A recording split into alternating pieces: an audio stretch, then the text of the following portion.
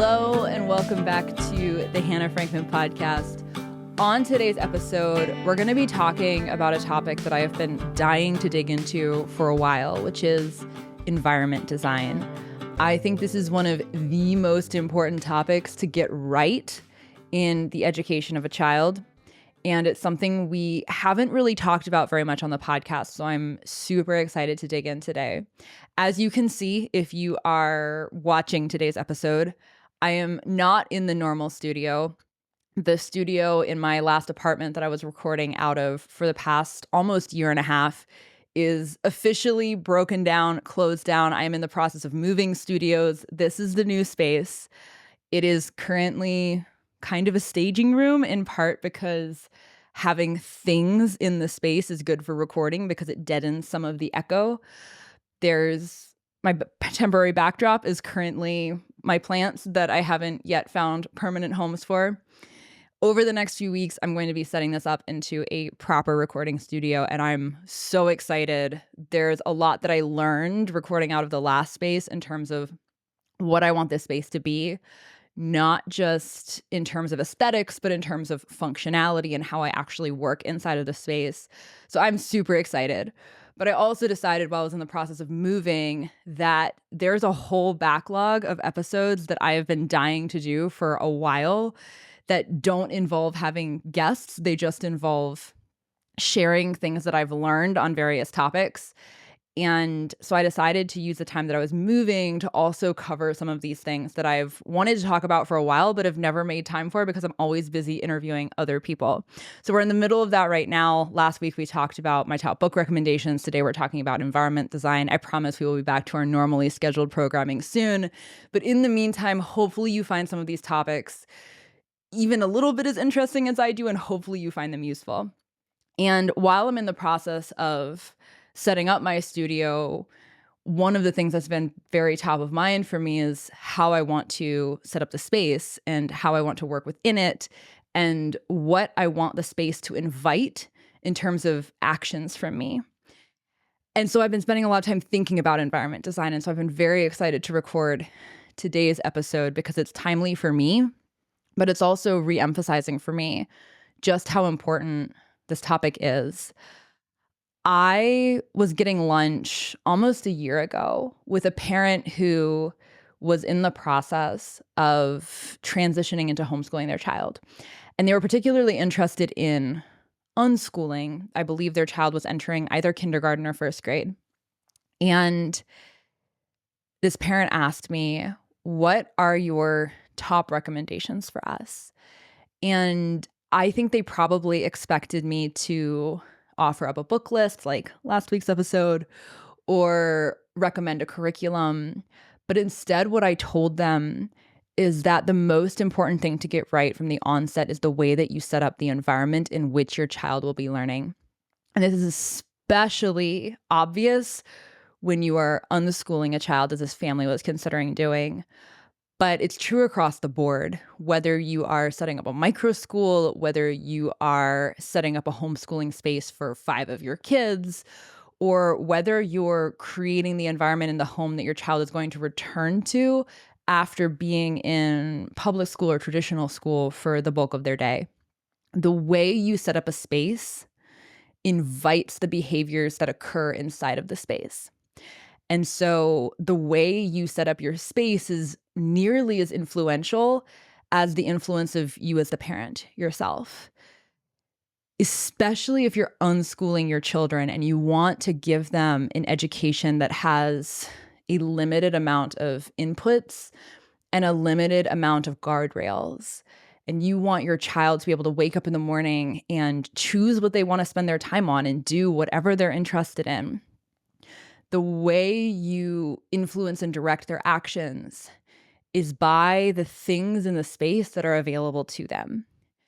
And so this was the advice that I gave this aspiring homeschool parent, upon which they said, "Do you have any articles about this? Can I read more about this somewhere?" And I unfortunately had to say no because I hadn't written about it. But here I am finally compiling some of my thoughts and some of the resources that I have about this There will likely be more on this in the future because it's a topic I find really, really interesting. But this topic, we're going to go really broad today. We're going to talk about Montessori schools. We're going to talk about setting up a homeschooling space. We're going to talk about setting up in-person schools. We're going to talk about the implications of the environment design of traditional public schools and what you can do to counteract that when your child comes home. The topics I'm talking about today are very broadly applicable. Some of this is relevant even if you are a single adult setting up your first apartment. It's also relevant if you're setting up a space to homeschool in or for your child to return to after a normal school day. Hopefully there's something in here that's useful to everybody. And hopefully you find this at least a little bit as interesting as I do. So to exemplify what environment design is and why it's so important, I'm going to share with you a couple of stories. The first is an experience of my own. When I moved into my first apartment in Austin, Texas, the one that I just moved out of again, I moved to Austin after 3 years of being a nomad. And so I had been living out of other people's spaces. I had been house sitting. I had been staying with friends. I'd been living out of Airbnbs. And so it had been a long time since I had set up a space with my own things in it and in a way that was optimized for me and what I wanted my space to be. I discovered I loved interior design, which I didn't know before. But I also got super interested in being really deliberate about how I was setting up my space because I was working out of my home. And so I knew that the way I structured my space was going to influence how I spent my days. And so I made a lot of deliberate decisions in the setting up of my space to try to influence my own actions on a day-to-day basis. For example, I did not put a television front and center in my living room. I didn't want that to be my primary invitation when I walked into my living room. My living room was filled with books. I wanted to walk into the space and have the most obvious action for me to take be reading, not zoning out in front of the TV. I put a yoga mat on the floor in front of some of my big windows where I'd have a really lovely view of the trees outside to invite me to take a minute to stretch or do some yoga because I wanted moving my body to be a core part of my days. At the time that I moved into my apartment, I was trying to get better about consistently eating breakfast first thing in the morning because I'd gotten very bad about it. I was spending a lot of time getting up in the morning and starting to work and forgetting to eat, which wasn't great for me.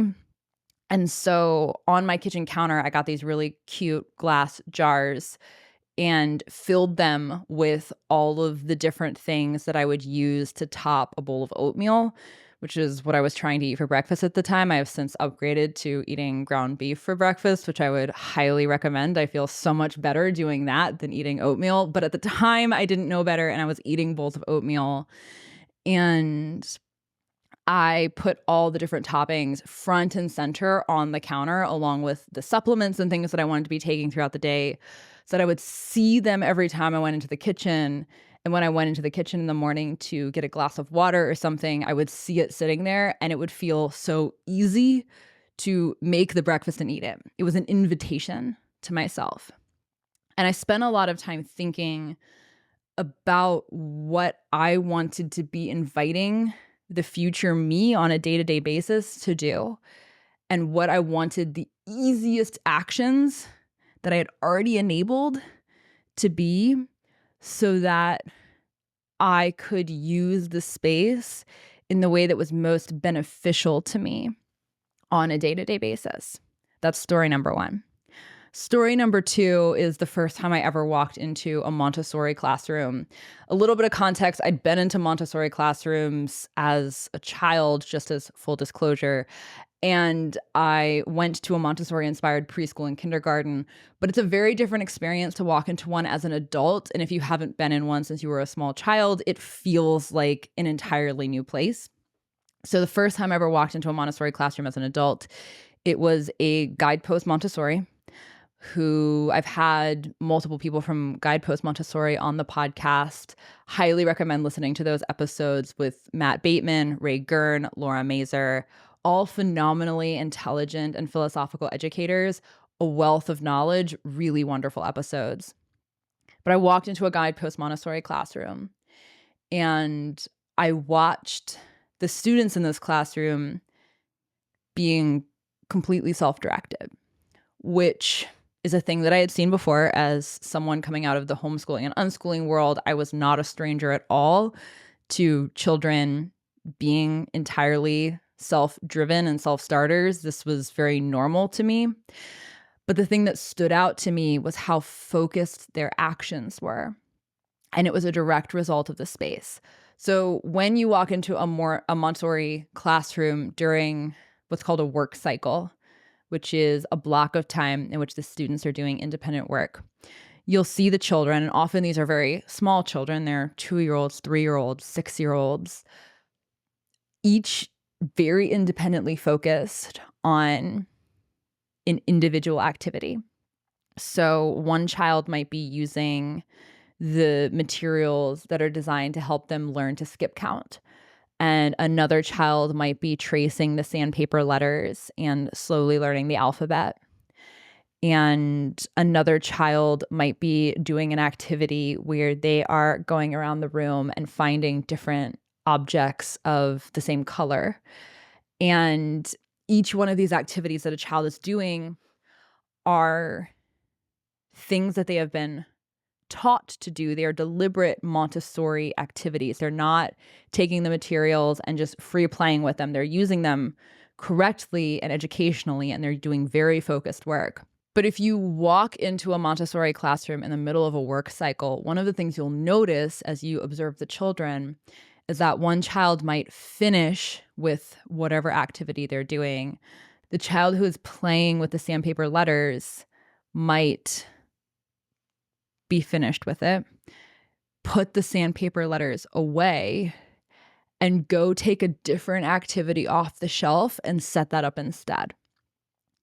And if you've never been in a self-directed education environment before, it's very stunning to watch, because you would think that a small child, especially in that 3 to 6 age bracket, needs a lot of attention and a lot of direction, that they're not able to do this sort of thing on their own. But with the exception of very small interjections by their guides, the adults in the room, either when a student has a question or to gently redirect them if the child is veering off task or is using materials in a way that doesn't match the sort of rules or agreements of the space, they're completely independent. They're totally on their own. And you'd think that isn't possible, but it is. And part of the reason why this is possible is because the children are in an environment that has been very deliberately set up to enable these types of actions. If you walk into a Montessori classroom, there are a few things that you'll notice. One is that everything is child size. The size of the furniture grows as the grade level expands. So when you walk into a toddler classroom, all of the chairs and the tables are all toddler size. There's perhaps one adult sized chair in the corner for an adult observer to come and sit and watch what's happening in the classroom. But it's very obvious by the size of the furniture that that adult is a visitor in the space. The space belongs to the children and it's their size. And as the children get older, the furniture gets bigger. The elementary school students have elementary sized furniture. The high school students have high school sized furniture. Another thing you'll notice about the space right away is that the bulk of it is furnished by open shelves. Again, sized appropriately to the size of the children in the classroom. And on those open shelves, there are materials. And these materials are specifically designed for different Montessori lessons. So there are, we talked about before, the sandpaper letters. You can walk over to a shelf and find the alphabet on cards with the letters traced in sandpaper, and the child can sit and trace each letter one at a time and feel in a very tactile sense the shape of each letter of the alphabet. And this is a lesson. It's one of the things that students engage with early on in the process of learning literacy. And it's all very neatly contained on the shelf. And a student, if they choose to work on this, can walk over and pull it from the shelf and go use the sandpaper letters. If the child isn't interested in the sandpaper letters and they want to use a different material, maybe they want to use the counting beads instead, those are also on the shelf in a different spot, again, neatly contained. And the child can go take those off the shelf and work with those instead. And so the space is set up. There's no distractions. There are no Barbies in the corner or Legos on the shelf to distract the child's attention. Every single thing in the space is educational. And because everything in this space is a thing that the guides and the parents are happy for the children to be doing, they don't require any supervision because anything in the space is fair for them to be working with. The only supervision that's required is an adult making sure that the student is using the materials appropriately and isn't interrupting another student and is getting any support or help that they need if they get stuck or they have a question. And because the space is so deliberately designed, the children are able to exhibit a level of self-direction that is very surprising to the average adult that walks into the space. When I first walked into a Montessori classroom, it became so obvious to me how important environment design was and how much it had influenced my own education trajectory. I grew up in a space that was also very deliberately created. I grew up in a home where the TV was not front and center. We had a very small old TV with a built-in VHS player. I kid you not, it was probably this tall. And we had a small stack of VHS tapes, and at times my sister and I were allowed to watch them. It was things like The Princess Bride and Madeline and 101 Dalmatians, like good, wholesome kid content. But we didn't have a huge library of movies, and watching movies was not a predominant activity in our home.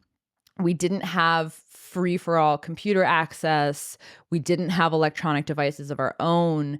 We had a home with a playroom in it that had tons of materials that my parents were excited to see us spending time doing. And a lot of them were raw materials for imaginative play.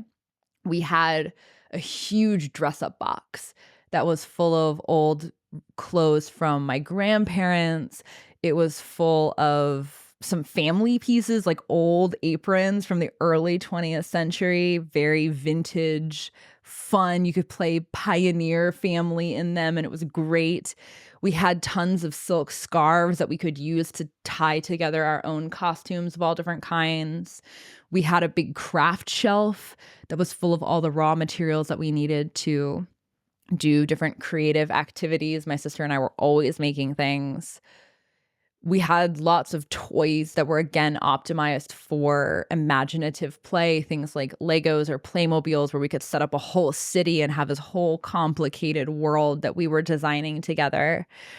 And we lived in a home that had property outside, and it was a kind of space that was very easy to flow in and out of. And so we spent lots of time outside in this expansive playground that was the front yard and the garden and the woods.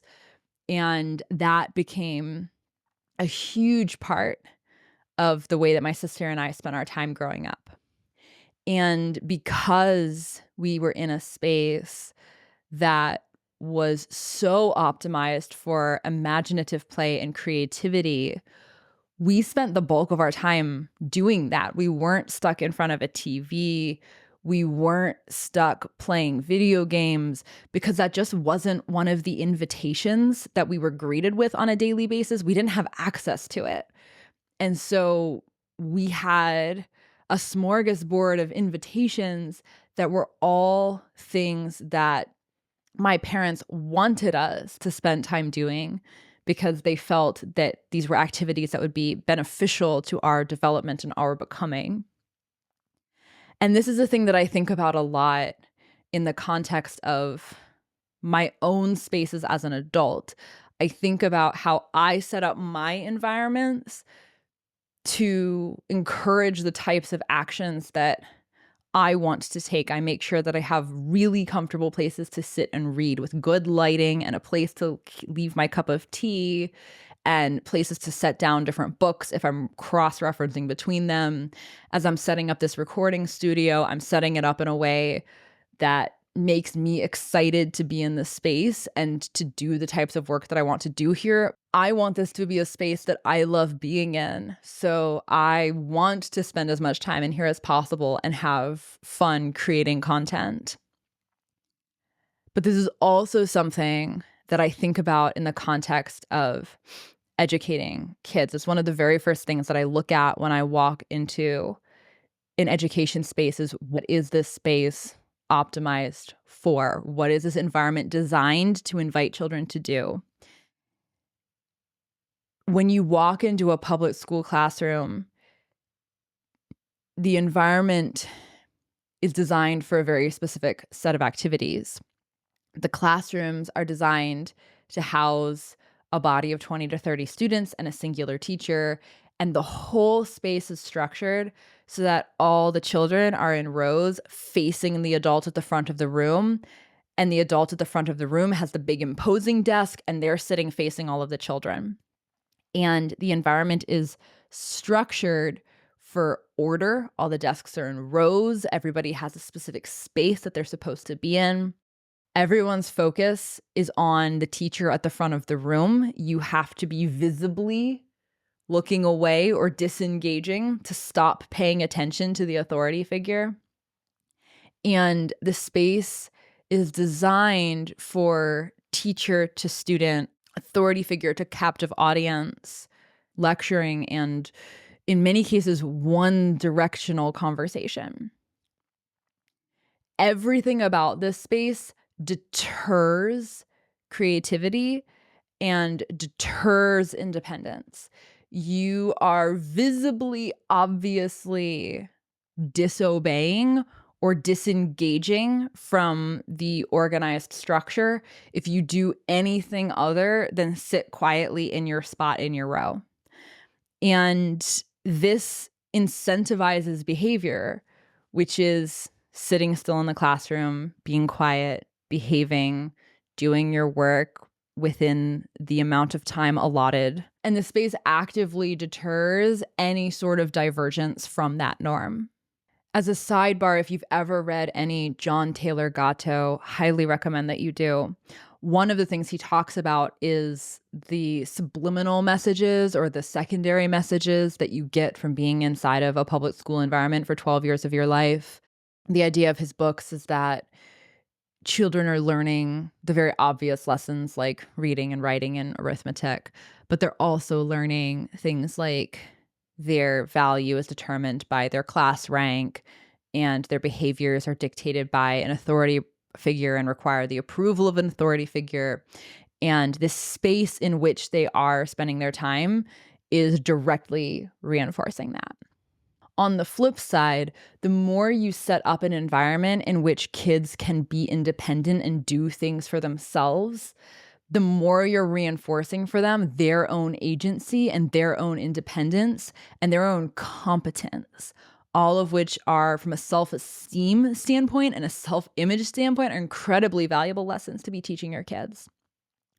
One of my favorite things to see is a play kitchen, very child-sized, appropriately sized to the age of the child, in or directly next to the full-size kitchen in a home. The idea being that kids want to mirror the behaviors of adults. This is how they learn. This is why play is so important, or one of the reasons why play is so important. Kids watch the behaviors of an adult and then copy that behavior. They see dad out in the driveway working on his car, and then they go try to climb under the car too, or climb under a play car, or climb under a cardboard box that they're pretending is a car. And they also are working on the car because they're trying to figure out how to be an adult and how to interface with the world by play acting and role playing all of the different facets of that reality. And in the same vein, kids love playing kitchen because they love watching an adult in the kitchen making the food that is the sustenance for their bodies and for their existence, and then play acting the same actions and trying to figure out how to mirror that behavior as effectively as possible, with the long-term aspiration, even if it's deeply subconscious, being able to actually do that for themselves. I also love seeing home environments that have a child-sized cutting board and knife, or maybe a child-safe plastic knife, but that the child can use to make their own snacks alongside mom and eventually independent of mom, so that they can be independent in feeding themselves, providing themselves with a snack if they so choose. The kitchen is another place where environment design is really important. If you have a pantry that's full of candy and sugar and things that are going to spike your child's blood sugar and detract from their ability to focus, and that you don't want your child consuming, you have to be a moderator of that space. You have to dictate when your child can and cannot have access to things in the kitchen. Whereas if you have a space that's full of snacks that you want your child to be eating and you're happy if they do, you can allow them a very self-directed relationship to the kitchen space, especially as they get older, where anything that they see they can have, and they don't have to ask your permission before getting something to eat or making themselves a snack. And that's, one of countless examples of where environment design can come into play. But it crops up again and again that what you have in the space is a series of options. And the more those options are things that you'd be excited to see your child say yes to, and that are reinforcing both the behaviors that you want them to exemplify, but also the self-image that you want them to have, the perceptions about how they interact with the world that you want them to embody, like being a student in a row in a classroom facing the teacher, waiting for the authority figure's permission, versus being in a space where there are tools and things for them to use and problems for them to solve. And the entire design of the space is such that it implies and communicates your trust in the child to solve these problems and to figure things out for themselves. All of these things impact the way a child thinks about their relationship with the world around them. So I want to talk a little bit about the practicality of this, not just the why, but also the how. How do you design an environment that is optimized for the type of education that you want your child to have? There is no singular answer to this because so much of it hinges on the actions that you want your child to take. Some of it hinges on the specifics of the child. But there's a long list of recommendations that I can give you around places to start, or things to think about, or even products to consider acquiring for your space. If you are unschooling a child, my top recommendation is to create a space that is as much as possible filled with things that you would be excited to see your child doing, and as little as possible filled with things that you feel any desire to gatekeep. If you have inaccessible tech, if you have an abundance of things like books and learning materials or craft materials, and a deficit in terms of technology, TVs, things that would distract your child, you really can just let them run and decide for themselves how they want to spend their days. You can create guardrails for the space, a set of agreements that you and your child come to around how they use the space. For example, before they take out a new activity, they have to put away the old one, or at the end of the day before dinner, everything needs to be cleaned up, that first option is something that Montessori classrooms enforce. If you want to switch activities, you have to clean up, put away, everything needs to be in order. You need to take pride in your space. Everything from the last activity has to be back on the shelf before you pull the next activity down and begin working with it. But setting guardrails like that is very helpful because it gives the child a sense of structure around how they're using the space. And it's something that you and them can come to together. It doesn't have to be an authoritarian top-down decree. It can be a conversation that you have and an agreement that you come to together. But as much as possible, you can optimize for designing a space where you don't really have to have a lot of input and your child can choose for themselves how they flow inside of the space. Materials that I would recommend for this include lots and lots of books.